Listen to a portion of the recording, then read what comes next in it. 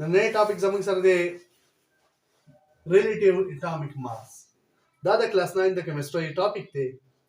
ریلیټیو اټامک ماس خلک ډیر پیچیده ګڼي، خو دا بالکل آسان دی. کله چې د یو اټم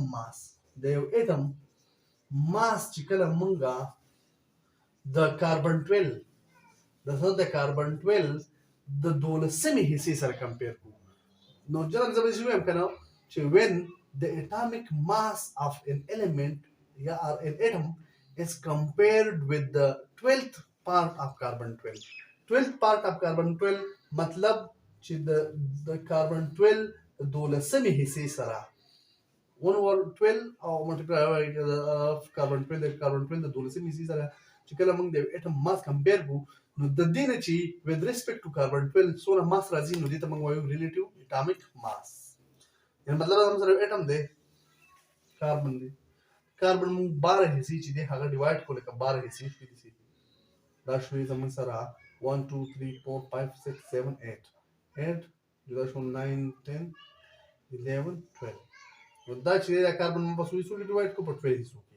د دې دا یو پارټ چې دا حصه چې شوې، دا یو پارټ چې دا دی شو 1/12. دا حصه شو 12مه حصه شو. نو کله چې موږ د اټم ماس د کاربن 12 د 12مې حصې سره کمپیر کوو، نو دې ماس ته موږ وایو ریلیټیو اټامک ماس. عام طور د اټم ماس لکه د جنرالي د ماس لپاره ماس عام طور میجر کیږي، کمپیر کیږي، نو کیلوګرام سره کمپیر کیږي، خو چې کیلوګرام ډیر غټ دی نو په دې کې بیا ډیر ډیفیکلټیز راتلل.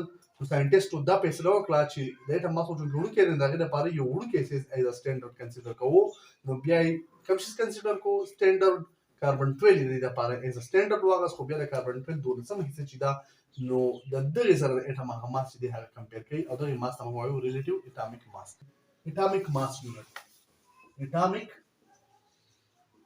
ماس یونټ اټامک ماس یونټ عام طور موږ په دې باندې ریپرزنټ کوو AMU باندې. اټامک ماس یونټ څه دی؟ اټامک ماس یونټ د کاربن 12 12مه حصه چې دا دغې ته 1 AMU وایي، دې ته وایي 1 اټامک ماس یونټ. د 12th part داسې ووایو چې د 12th part of carbon 12 د کاربن 12 12مه حصه چې د 12th part of carbon 12 is called A1 AMU. It's called atomic mass unit. It's called atomic mass unit.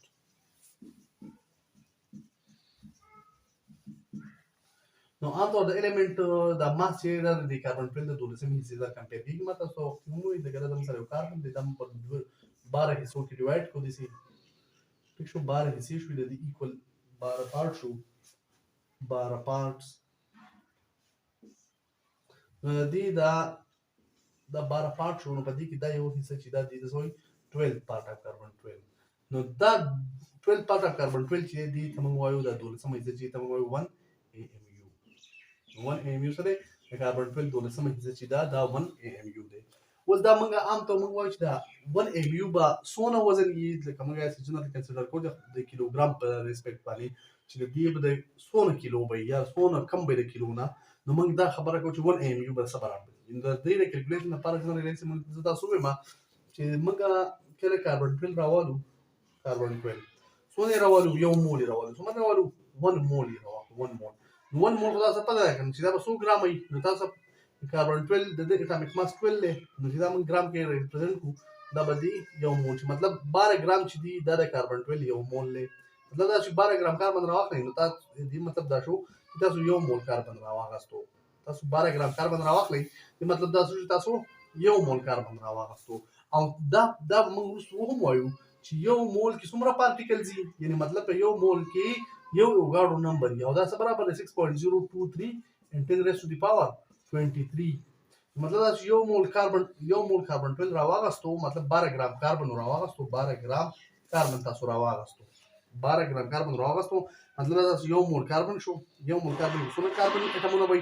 مطلب 1 مول کاربن کې 6.023 and 10 raised to the power 23 کاربن اټمز دي. مطلب دومره کاربن اټمونه دي. ٹھیک شو؟ زموږ سره دا شو 12 ګرام کاربن د 1 مول کاربن برابر دی، او 1 مول کاربن کې مطلب دومره پارټیکل دومره کاربن اټمونه دي.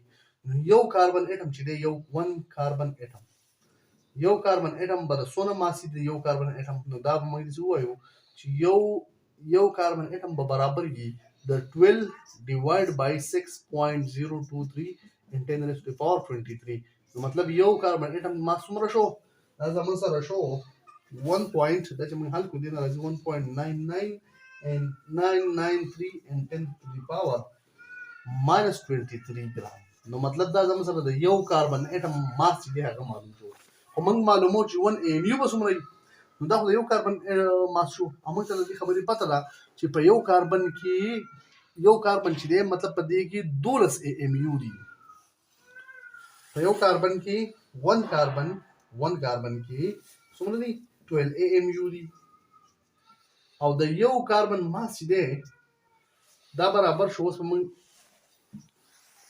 سره یو کاربن چې یو کاربن ماس موږ معلوم کوو کنه دا څومره دی دا زموږ سره دی 1.99 in 10 to the power minus 23 ګرام او تاسو دې خبرې پته چې 1 کاربن چې دی دغه څونه AMU دي 12 AMU دي 12 AMU دي نو یو AMU به سره برابر شي یو AMU به برابر شي د 1.993 and 10 to the power 20 minus 23 او divide by 12 نو د دې نه براشي 1 AMU به برابر شي د 1 AMU به 1. دا به برابر شي د 1.67 دا سوري 1.67 and 10 to the power minus 24 ګرام یا په یو ګرام ته پته ده چې په یو کیلوګرام کې 1000 ګرام وي چې دا موږ د کیلوګرام ته بیا اړوند دا به زموږ 1.67 and 10 to the power minus 27 کیلوګرام یو AMU چې دی د ما څومره دی دا دومره دی نو دا زموږ